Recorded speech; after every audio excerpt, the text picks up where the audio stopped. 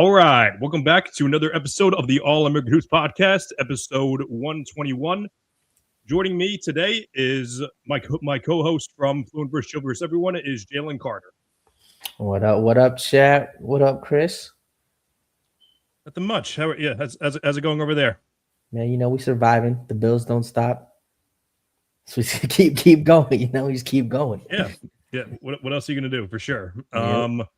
Yes. So tonight, 2 reasons. Yeah, we're at our earlier time. We usually 8 o'clock, but 2 reasons I moved it up 2 hours. First of all, it's obviously the NBA playoffs. I don't want anyone missing watching quality basketball time for a show. Second of all, it's also the NFL draft, which I believe starts in half an hour, right? Yep. I know we've talked about football on our other show before, but I forgot. Do you have a team? I forgot. Well, I was a Peyton Manning fan growing up, so the Colts and the Broncos. I definitely ride with the Colts first and the Broncos. Yeah, it's because Okay, that makes sense. Yes. So you are you pulling for anyone in the draft today or no?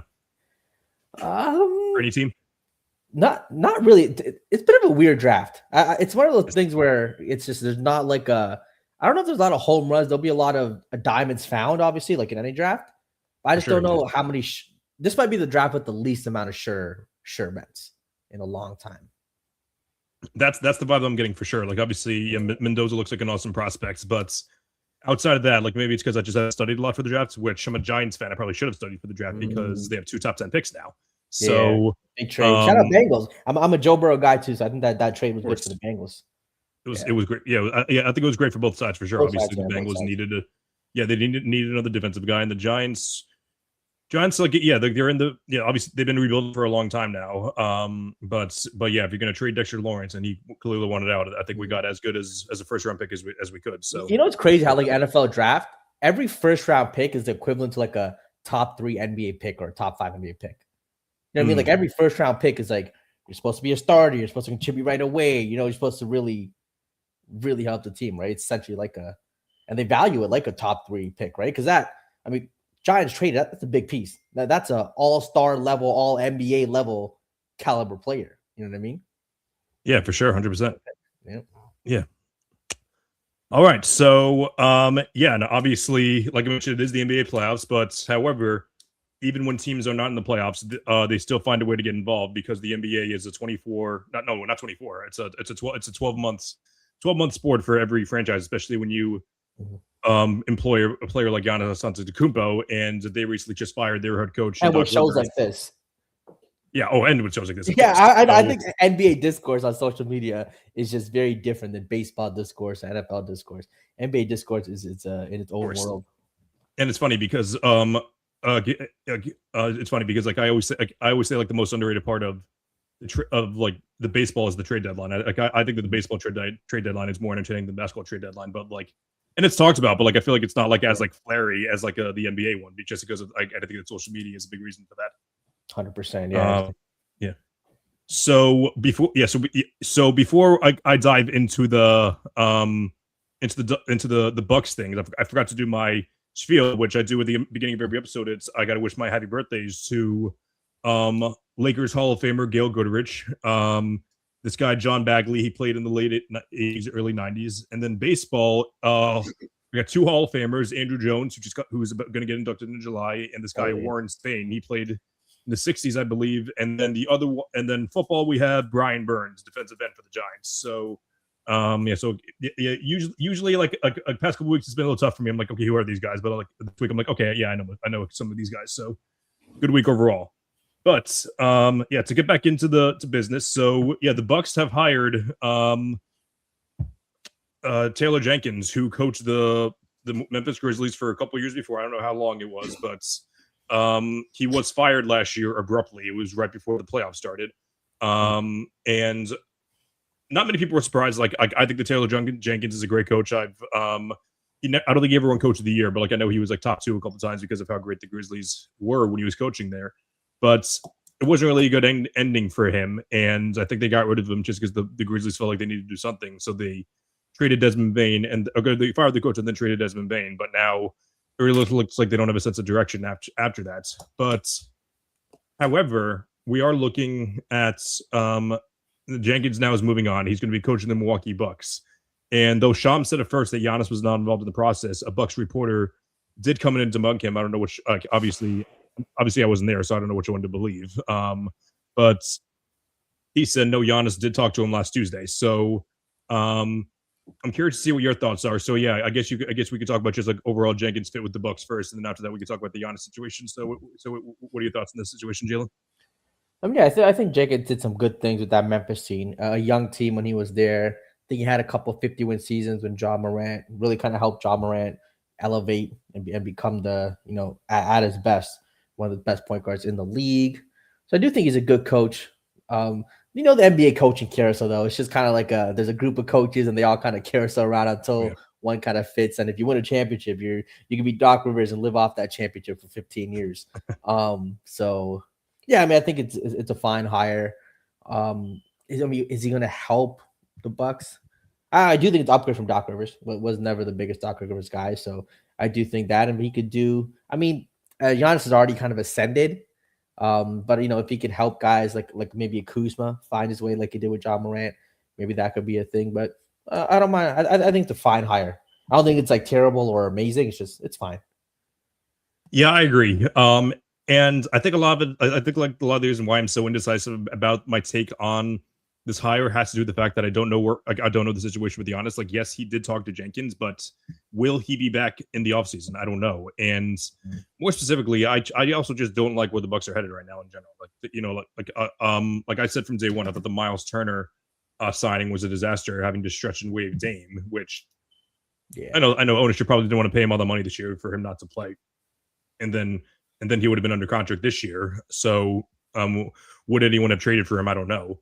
But so yeah, like you said, though, Jenkins could be a guy to develop Kuzma. They have a couple other good pieces, like Ryan Rollins, like a most improved player candidate this year. A couple other guys that are solid. Like the Bucks were like a bad team this year, but like I think that if Giannis was healthy for most of it, they would have been a better team. I think they would have been a playing team, but I don't know how far they could have gone. But it just goes to show how hard it is to, like, after a championship, do it again, right? I think we got so used to growing up in 2000 with like the Lakers, Spurs winning a lot, and LeBron just doing it every year. People just thought it was, always going to be like that. It's tough. Teams, injuries have to go right. Like, the Middleton situation didn't work out for them. He broke down. It's tough, especially with a guy like Giannis, who, based on NBA history, he wins one, he usually gets back to a few more, right? A person of his caliber, but nope. So did he get past so he won, and then he got past the first round in 2022, and I don't think he's won a playoff series since 2022, right? Hey. Yeah, 2023 they lost to the Heat in the first round, and then 2024 they lost to the 2024 and 25 they lost to the Pacers back-to-back years, and then this year in the playoffs. So yeah, it's crazy how time flies. Like, and most people still view Giannis as a top 5 player. Like, I know that a lot of people would have had. When he's healthy, I think he is. Yeah, when he's healthy. Yeah, for sure. But as far as it goes for like building, like if you're doing a draft based on contracts and your overall track record for the past couple of years, and like when Giannis is on the court, I still think he's absolutely a top 5 player, probably even top 3. I mean, he's 31. He's 31, but like it's also and like for the most part, he's pretty durable, like games played, but like I just think his game, it is. Like LeBron, Durant, Curry are just such rare anomalies that just happen to be in the same. Even Harden, Harden. You know what I mean? Like that, you're not supposed to be that good for that long. Damian Lillard, you see the fall off there after a little bit. Kyrie Irving breaking down now. Mm-hmm. So I mean, I think Giannis's breakdown might come a lot sooner than people think. It's unfortunately the case, but like I'm interested to see which team might take a bite at that. One of those teams being the Houston Rockets, who we'll dive into right now. So the Houston Rockets are currently trailing to Jalen's Los Angeles Lakers 2-0. It's funny. So I had the Rockets winning the series because everyone did. Everyone did. Everyone did. Yeah, and like but like it's weird though because like I almost like even though like I didn't follow anyone, but I like went with the public and everyone saying like, well, yeah, obviously Luka's not playing, Reeves is playing. LeBron could only carry so much at his age. Like obviously you're going to take the Rockets, but 100%. I'm the biggest LeBron guy in the world, and even I didn't think he could. And like and like I don't want to discount what LeBron's doing by any stretch of the means, like when I say this, but like the way that the Rockets have been run all year long, like yes, they've had impressive wins. Like Kevin Durant has been super impressive all year long. I think he's been very underrated, but it feels like he's really been the only like bright spot for the team this year. Like even like Ben a guy like Thompson, Ben Thompson's been really good. He's been good, but he hasn't really necessarily shown you to be a guy who can like be like an offense like which like I know defense is his main thing for sure, but like if you're gonna like build a franchise around him, you need to have a little bit of offense, and I just really haven't seen that a lot. Yeah, it's just, I mean, I think this Rockets, especially a men, kind of thrives in the fast break, running up down the court, getting easy buckets at the rim. And I think the Lakers and LeBron understands, all right, just the personnel we have, what can we do?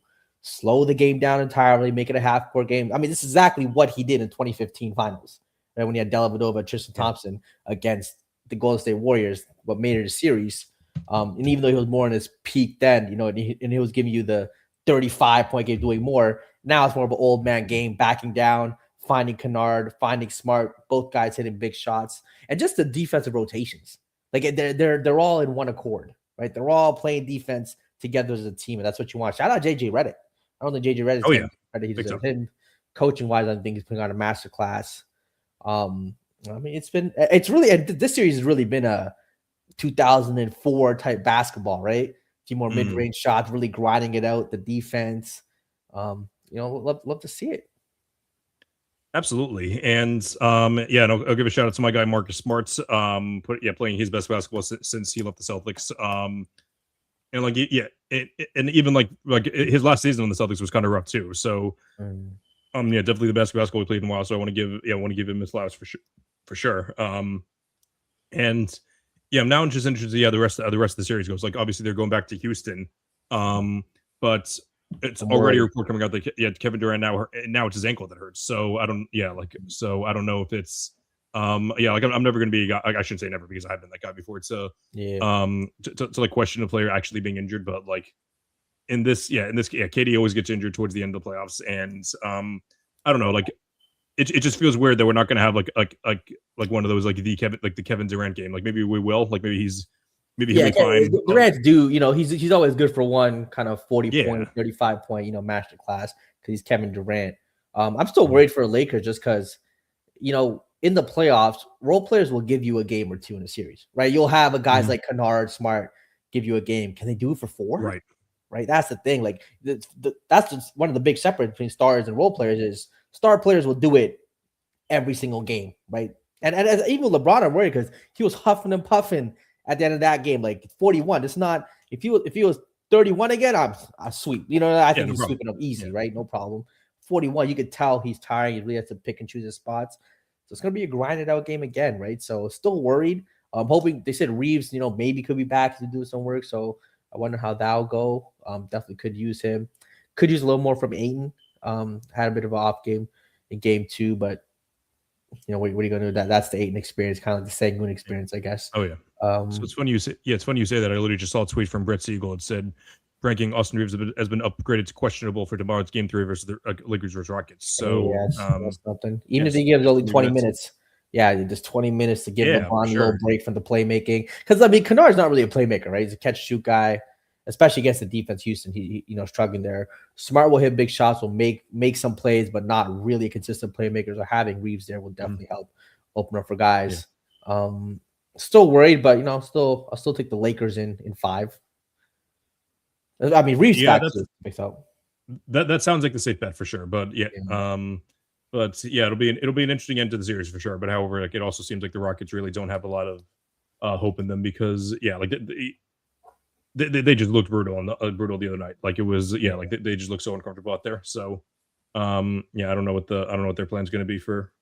I don't know what their plan's going to be for tomorrow, but we'll have to come and see. So now we'll dive into the other Western Conference series, which the team is up 2-0, and that is the Thunder versus the Suns. We really don't have to dive into that series a lot because I feel like we already know. We'll talk about one aspect for sure, but everyone knew that the Thunder are the clearly better team than the Suns. The Suns have Booker, a bunch of good and fun role players. They put up a fight last game. Yeah, they put up a fight last game. Oh, they did for sure. And they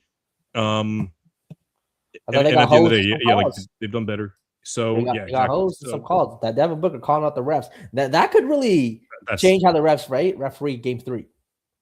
That could have some impact. He put it out there. Like you say, he's not the type of guy to do that. So I think when he says it, the referees definitely hear it. If you look at the replay of the calls, I mean, SGA just gets the calls, and look, I understand star treatment like Jordan, LeBron, like star players have always gotten calls.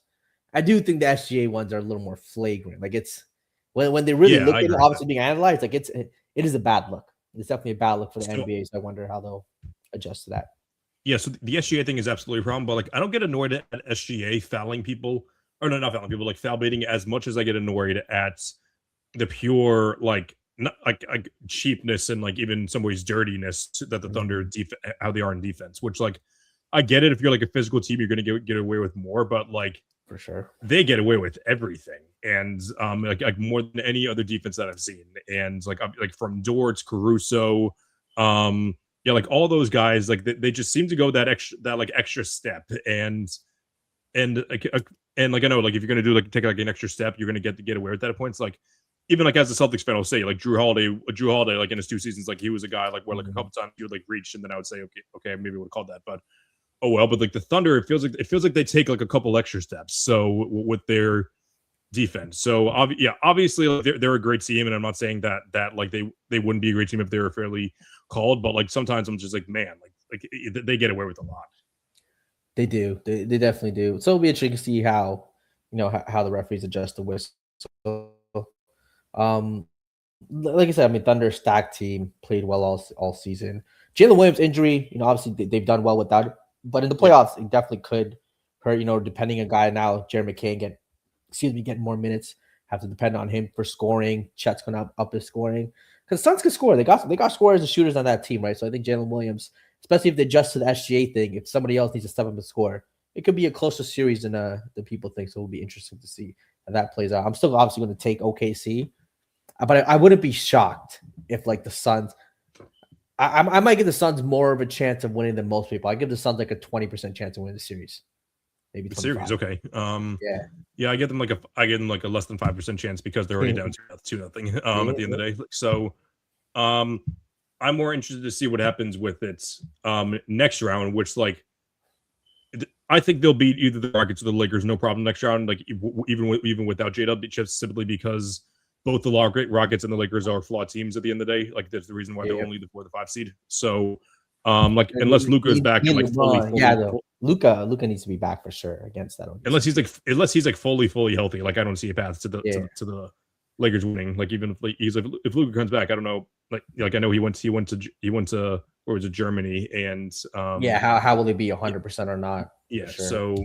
So who knows what happens there? Guarding that shit. I mean, hey, LeBron might got to do a little Devin Booker call out too. If he does it, the league definitely gonna listen. LeBron puts it out there like that. That next whistle, SGA just might get 3 offensive fouls in the first quarter. They're like, all right.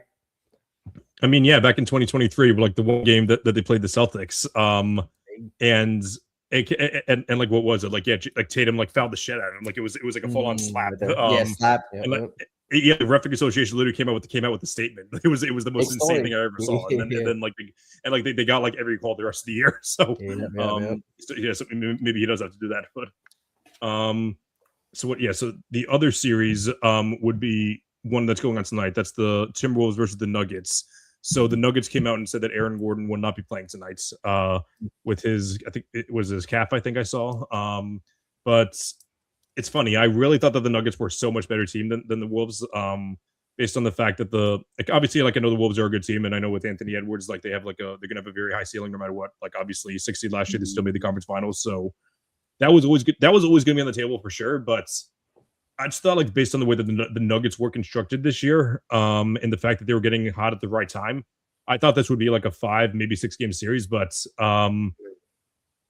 like the Timberwolves really gave them a run for their money in game 2, and now Gordon's out for game 3. So the Timberwolves are like it's a kryptonite. But there's just sometimes you have a team that just matches them well with everything you do. And Minnesota, we've seen it before, like having Gobert, Naz Reid, those bodies, Jaden McDaniels, kind of affecting Jokic. Jamal Murray is still scoring, but just kind of have to make them work hard. And the role guys, again, making life tough for Aaron Gordon, Peyton Watson, guys of that nature. It's just a team that matches up well, right? And a guy like Anthony Edwards, no fear, kind of wants to take down the best player in the game type of deal. This is close. Like the other times when Minnesota beat them, I took Denver. I don't know if I should learn my lesson or not, but I'm still going to take Denver because it's Jokic, right? I'm still going to ride with Jokic, but it's like a 60-40. You know what I mean? Like it's or 55-45, not a big blowout by any means or one team dominating the other. I'm going to grab my charger real quick. Give me a second before I cut out. Yeah, sure. Take your time. Yeah. So, while he's doing that, I'll give my take. So, like, I thought that the notion that like the Wolves were the Nuggets kryptonite, like that was definitely valid. Like, obviously they ended up beating them. They've given them a hard time a lot. But the biggest issue that I have with that is that, like, I feel like a big reason as to why the Wolves beat the Nuggets in 2024 was the fact that Karl Anthony Towns was there, and he was just like an extra big body to throw onto Jokic. So, I think given the fact that it's not just it wasn't just obviously it was a combination of Towns, Gobert, and Reed, and now obviously Jaden McDaniels, who's like a long stretch four as well. Not really stretch; he's not really a good shooter, but like an athletic, strong big. I think that's the recipe that we've known forever now. It's just like the only way to beat Jokic is by throwing a crap load of bigs at him. So, like the Lakers did in 2020, the Wolves did in 2024, the Thunder did it last year with Iharts, Chet's, and Jordan, J-Dub were guarding him at some points. So yeah, the Wolves are doing it again, even without Karl Anthony Towns, which I know that mentioning Karl Anthony Towns in like a defensive scheme kind of sounds silly, but at the end of the day, like I think that Karl Anthony Towns is an effective defender when you put him in the right role. Like he's not a good defender now, but that's also because he doesn't have like an elite big like Rudy Gobert next to him. If Towns was had a guy like Evan Mobley next to him or like Bam Adebayo, I think he would still be effective because he could like hang out down in the paint while Bam, Gobert, Mobley, Giannis, they're like the ones like trailing and everything there. Yeah, so he's definitely a 4, which I think is optimal position. You know, the power forward. So he's I guess I'd consider that power forward. But like I would consider him like to be the guy be like the body to guard the center, make him more comfortable. But like as far as it goes for like him to be like the guy like going out and guarding power forwards, that I don't like. So like I'm definitely interested to see what the how the Nuggets are gonna counterpoint because obviously Aaron Gordon is very, very important to that team. So I don't know what's gonna happen there. But the one more Western Conference series we have is the Spurs versus the Blazers, which is also currently tied at 1-1, and absolutely crazy series so far. And obviously the big news is Victor Wembanyama currently has a concussion, which that's a big question in hand. Will he be good to go tomorrow? I don't know if the report came out yet. I imagine he's probably going to be questionable. If not questionable, then probably doubtful. So I don't know though, because like the Spurs still have a very like I know that like Wemby has like a crazy on off, but like even with that, I still think that the Spurs are a good team without him. Yeah. So, Luke Cornet's will probably start instead of him, and then obviously like Dylan Harper, Stephon Castle, Fox, they'll get more touches. But at the end of the day, De'Aaron Fox has kind of struggled. But your guy Denny DJ has had a stretch of good games. So Denny all-NBA caliber player. I think can go toe to toe with Fox. I think Fox will step up. We've seen Fox step up in playoff games before. Big time. So we definitely have. So that's why I'm surprised to see that like he's kind of started off kind of slow. But who knows? Like maybe like this might light a fire under his ass and just say like, hey, listen, like your best player's out. It's like you got him or Castle. I mean, Castle's gonna be a triple double watch for sure without it. But you gotta give that Blazers credit. You know, Scoot Henderson had his coming out party, right? His coming out party showing the world that he could kind of be that guy. It's just a dangerous team. Klingon does his work. Drew Holiday is a guy like every playoff team would want. There's not a single team in the playoffs that wouldn't want Drew. Every Holiday, single team would benefit from him. Like I wish the Lakers had him, right? It just would have been so beautiful for every team. It's just really one of the underrated guys of a generation. But like everyone who watches basketball knows, but it's just like that guy that doesn't seem to get the hype. So it's funny. So obviously, you know that I make all my all-time lists, and like and I'm currently going through like the deepness of it. So like diving deep into it. So I'm in like the 40s where I would have Drew. So the question is, would I rather have like I know whose career I would rather have, but like who should I rank higher? Should I rank Drew Holiday higher, or should I rank Trae Young higher? Should I rank Drew Holiday higher, or should I rank Kemba Walker higher? So like those, because like those guys are like offensive engines on some good teams. You know, like Kemba Walker like led the 2020 Celtics to the conference finals. Trae Young 2021, but they wouldn't dream of being the second or second best player. Like, I don't think they could be the second best player in a championship team given their flaws. But a guy like Drew Holiday fills so many needs without being the focal point. I hear you. He might be like the greatest non-star player ever. I don't know what I mean. Like, you know what I mean? You just like that guy. I just can't think of other players who can do the things he does. Like, he could still give you 30 any given night. He can give you 10 assists any given night, give you all NBA caliber defense. I guess that's rare. I mean, it's interesting. I mean, did he ever have opportunity to be a number 1 or number 2? Was it in the Pelicans? Was like a 2 next to? He was, I'd say like the number 2, and then like he was probably like the number 1, like Zion's rookie year when he was out those first couple months. So yeah, like 2019, I guess they weren't that good, and I guess you could say he was the number 2 in like 2022, 2023 when Middleton got injured those couple of times, which granted, I do think those were kind of bad series. Like I think the 2022 part of the reason they lost the Celtics was because they didn't play well. Looking at his career, I'm looking at his career.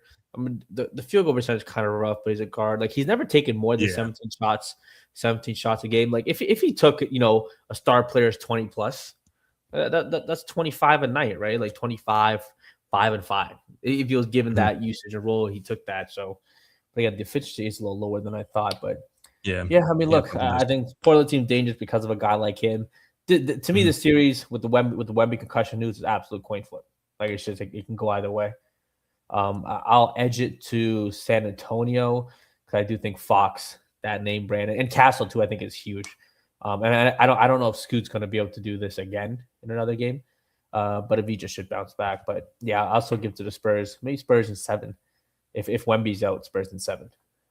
I agree with that. Yeah. If Wemby's out for a game or two, I'll say it'll go 7 games. But yeah, shout out to the Blazers. They've been more than impressive this year.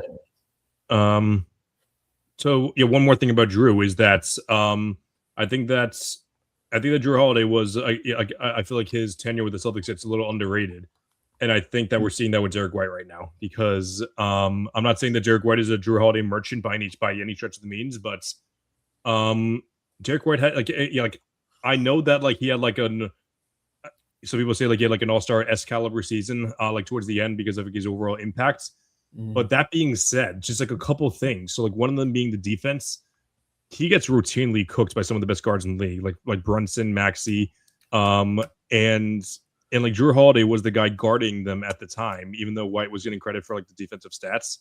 But I think it's debatable that Drew Holiday was more impactful. And Drew Holiday is who people think Andre Iguodala was, or some of these like 6 men who have these big name brands who they.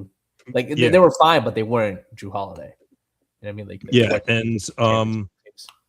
And also just the fact that like Derek White is the prime ball handler now on the team, which is fine. And I still think the Celtics can win a championship with that recipe, but it's just so much easier when it's a guy like Drew Holiday is a guy defending the best players, the best guards, and then also bringing the ball up, so Derek White can like kind of flourish in that role. I think Drew Holiday is a level above Derek White. Yeah, and I think we're seeing that now. Yeah, so we'll segue to the Celtics now, where it's a 1-1 series, and Derek White has continued his shooting woes, and just not the same player on defense as he's been in the past. And even this year, I thought he was great on defense. Like I think he had like +8 defensive rating with him on the court than out the court. So like he's still a great defensive player. I'm not going to say otherwise. Like he still like puts up all the stocks and everything, but I don't know. Like I'm a little worried about him. Because like I still think the Celtics can and will win the series. Like I know that Embiid's doubtful for tomorrow, so hopefully the Celtics just come back and win tomorrow. Because like yesterday was just a completely Peyton Pritchard to step up. Yeah, Peyton Pritchard too, Sam Hauser. Yeah, so like, someone outside of the Jays for sure. So, but so I'm not necessarily worried about Derek White for this series because I think he can continue to be cool. But like if the Celtics do want to beat the Knicks, they're going to need him to play much better than he's been playing this year. No, for sure. I mean, I think Tatum's actually played fine given, his situation. Jalen Brown doing his thing, but they're definitely missing, like I said, that third guy to really kind of step up and help. Up Porzingis even, there's some maybe could have gave us some good minutes, get them some points. But I mean, they just have so much experience too, and like I don't think Derek White still is a good player. He's not going to shoot this poorly, for this long. So I'll give Celtics in 6 or 5. I'll say 6.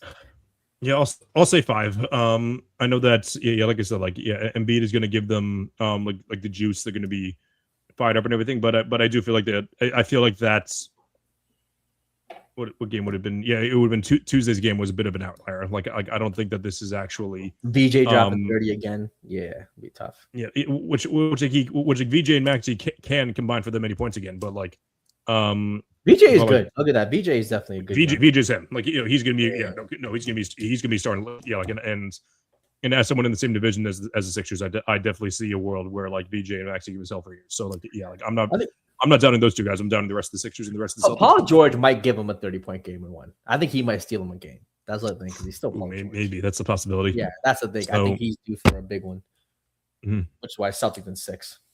Yeah. Okay. Yeah. I respect it for sure, but yeah, I'm hoping that's just 5. But but I brought up the Knicks earlier. They're currently in a pickle as well. They're about to play in about half an hour. So that's a 1-1 series as well, where it is where like what was it? I think they blew a 12-point lead in the fourth. It was like something like that, and then the Hawks came back. They and then they almost blew the lead themselves. Like they had like a 4-point game. Yeah, Brunson hit the 3 to cut it to 1. CJ missed both free throws, and then Mikal Bridges missed the game-winning shot, which like I saw a tweet that said like it's like Mikal if Derek White was the one guarding him, and then it was the GIF of the Jordan setback in the 95. So yeah, which I had zeroed out whatsoever that if that was that was against the Celtics, they would have made that shot. But I would say on a scale of 1 to 10, my panic level for the Knicks in that series that they released is 2. I think like even though there are certain aspects of the Knicks that I don't I don't want to say like respect because I do respect them as a team. You're not confident. Yeah, you're not so confident. Yeah, I'm not really confident in them because I'm not confident in their defense. Like obviously, OG and Mikal are great, but like I still think at the end of the day, if you have Jalen Brunson and Karl Anthony Towns, that like your team is not good enough to win a championship on the defensive end. So, but I still think they'll get past the. On paper, that starting lineup is insane. Oh yeah, for sure. Especially in the offense. Mikal, OG, Josh Hart doing the little things, and you have Brunson as a scorer, Cal. Like it just makes sense. Like I think Mitch Robinson is the perfect backup center. Yeah, it just makes so much sense, but doesn't work. Yes. So like stuff like that. Yeah, it works for sure. But and which is why I'm not really doubting that they're going to win the series. Like I'll probably take Knicks in 5 as well. So but I don't know. Shout out to CJ McCollum though. The Hawks looked very well. CJ is that vet guy that they really needed taking over when they need to calming things down. Because Dyson Daniels, great defender, but can be a little erratic.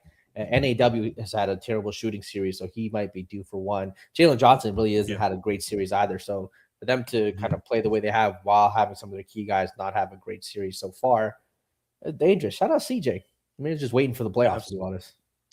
Absolutely, yeah. And he's and not that he's the first option of this team, but like this is like the first opportunity that he had to be like the main ball handler and on like a good playoff team. So yeah, shout out to him there for taking advantage of it. But fortunately, I don't think it'll last too long, and we'll see a rematch of the Celtics Knicks, which will give me multiple heart attacks on the spot. So so that's we agree that what do you have? Do you have Knicks in 5 or do you have Knicks in 6? I'll take Knicks in 7, but again, I won't be shocked. 7, okay. I think the Hawks team is they got guys. They're a very good team. There's a good team, good pieces. Kuminga off the bench is like an X factor type guy. You just don't know. He might shoot 1 for 12. He might get you 20 points. Mm-hmm. Yeah, I'll do Knicks in 7 though. Yeah, and then we'll segue to the 1 seed matchup. So the Pistons versus the Magic, where that is currently tied 1-1. The Magic surprised everyone on Sunday night. They were able to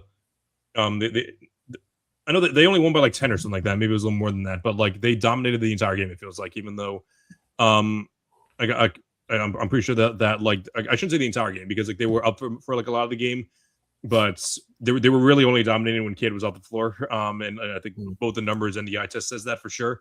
And then yesterday the Pistons just came back and completely like blew the doors off them. So usually this is where most people would say like, oh yeah, this was just a fluke. The Pistons are gonna now win in 5 games. And part of me still believes that. I don't know if I'm going to take them in 5 because they're a young team at the end of the day. But Jalen, I know that you're probably higher, like, or maybe not. I don't know if you are anymore, but like you're definitely, at least heading into this season, you were definitely as high in the Magic as anyone. So I'm interested to see what your thoughts are. Yeah, I mean, look, I just think the Pistons are so dependent on Cade for all their playmaking, clutch baskets, scoring. For Orlando have Desmond Bane, Franz Wagner, Apollo, Jalen Suggs. Like, these are all guys who can create, who can get a shot off, create their own. You know what I mean? They can kind of do it all. While with the Pistons, like Tobias is a good vet, but you still need someone to create for the most part. Even off the bench, I guess Karis LeVert is kind of another creator, but Jenkins is young there. There's just like that second guy, Jalen Duran's a big body, but he needs lobs and putbacks type of deal. It's just, man, on paper when I look at it, I just really think the Magic are just a better team built for the playoffs. If I was a Magic, I'd start doubling. Like, they don't like to double. Like the Magic, they never double. That's just not their thing. They always like to play 1-on-1 and they let the guard kind of go off. But man, I would really like double or box on 1K, make somebody else beat me. And I want to see what they do that game 3 defensively, because at this point it's just like somebody else has to beat us because he's just doing so much for them. So I could see Magic winning this. I really could. I'm gonna take the Magic. I'm gonna take the Magic in 6. Oh, okay. Yeah, Magic in 6. I like that. That'd be crazy for sure. And then it'd be either the Magic or the Cavs or the Cavs or the Raptors. We'll dive into that series next, but all of the like I wouldn't have been that surprised if you told me the Magic or the Cavs, but I would have been very surprised for the Raptors. But but if you said 8 seed Magic, and the Magic weren't necessarily like at least heading into the play-in tournament, people might have said that. Like, I feel like most people were pretty low in the Heat in 2023, but like at the end of the day, it was at least predictable that Jimmy Butler could have came in and like lit them up. I don't think people really could have predicted the Magic, like, as much as Paolo is looking like a playoff riser now. I don't think anyone could ever predict them making the conference finals. So, I'll still take the Pistons in 6. 5 might be but like I wouldn't be like I'd be surprised, but I wouldn't be like completely shocked. So that'll be interesting for sure. But then the last series for the East, we have the Cavs versus the Raptors, which that's the Cavs are up 2-0 now. Obviously, you're I don't know. Like, how high were you on the Raptors heading into this year? Like, obviously, I know that you root for them, but I mean, a healthy Raptors team with Quickly on board, Scotty Barnes, Brandon Ingram, RJ Barrett, Jacopoto. It's a nice little team on paper. I think they could have made some moves. They just been kind of outclassed this series. Brandon Ingram just having a tough series. It's kind of a bad time to go cold. Again, Quickly I think was definitely needed. Initiate that offense a little more, break down the defense of the other team. Scotty, I think Scotty's been fine, been doing his thing. Can't really ask for much more for Scotty. RJ stepped up last game. It's just I think like the Ingram Cole shooting, if he shot his regular percentage, I think these games would have come down to the wire a little more than anything could have happened. So I do think there's just some, a little bit of variance of luck of, a key guy going cold at the wrong time. But yeah, I'll take Cavs in 5. Raptors will get 1.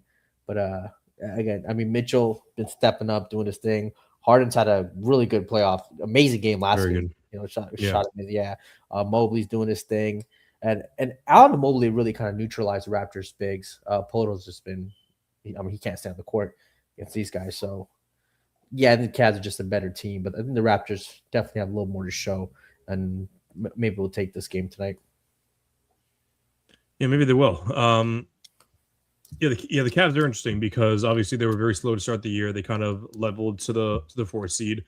And like this one, I feel like they probably benefited from seeding more than anyone. Like they're gonna, they played the Raptors who are like a week 5 seed. They're gonna likely play either the Pistons or the Magic, either the 8 seed or a young 1 seed. So yeah, Donovan Mitchell has never made a conference finals. This might be his best chance to do so. And as someone who's a big Donovan Mitchell fan and someone who's defended him all these years, that'd be really cool. It'd be really, and it'd be fun. It'd be a fun matchup either way because if they play the Celtics, it's Donovan Mitchell routinely cooks the Celtics, and also Ian Tatum were in the same draft class and everything. And then, and then the Knicks' sake, obviously, that'd be a rematch from like a couple playoff series.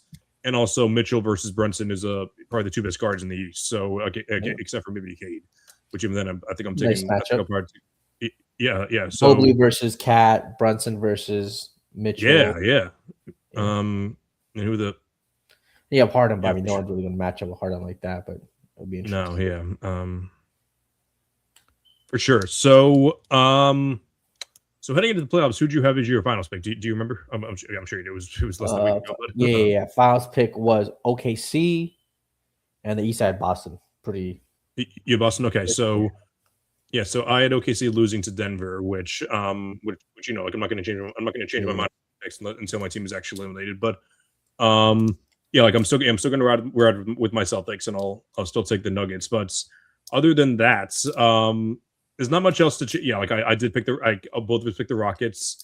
There's a couple 1-1 series, but like I feel like for the most parts, I think the Spurs making the finals was like really close. Like about to have two teams, it was like OKC, but Spurs are right there. Like I just think the Spurs are. It's just it's kind of the Spurs way. They just like Castle's has been so much better than anticipated. Castle's very good. Yeah. And then Wemby, it's going to be Wemby. Fuck again. It's just a team.